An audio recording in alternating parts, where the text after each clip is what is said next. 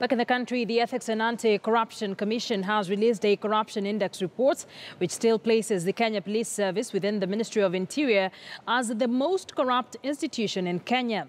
The report of 2016, which sampled 5,908 households drawn from all the 47 counties, was conducted over a 2-month period and has seen a sharp decline of public confidence in the judiciary to handle corruption cases. Timothy Otieno now reports.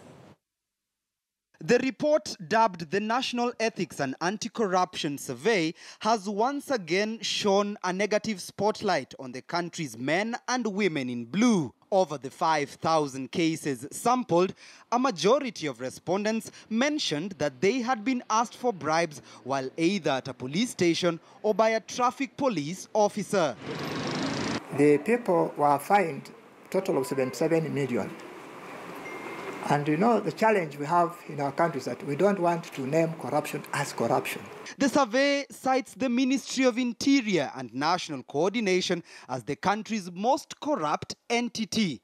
This closely followed by the Ministry of Health, Devolution, Education, the Ministry of Transport and Lands, completing the top 6 most corrupt ministries. We are going to ask that departmental heads, ministries, departments and institutions take personal responsibility on matters corruption.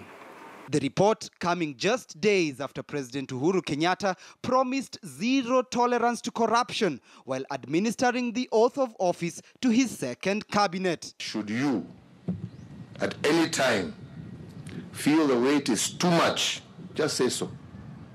Just say so. There are other Kenyans ready to do the job. The county index for corruption places Busia County as the most corrupt devolved administrative unit with 81,559 cases of corruption having been reported to the EACC offices in 2016. Tharaka Nithi County has been ranked the second most corrupt, with over 40,000 cases reported by members of the public to the Ethics and Anti-Corruption Commission. Lamu, Isiolo, Nyamira, Uasin Gishu, Garissa, Marsabit and Mandera close out the top 10 list of most corrupt counties. According to the report, there were 0 cases of corruption reported to the Ethics and Anti-Corruption offices in Wajir County, with Turkana, Kilifi, Bomet and Kisii counties recording the least cases of the vice within the 12-month period for the said year.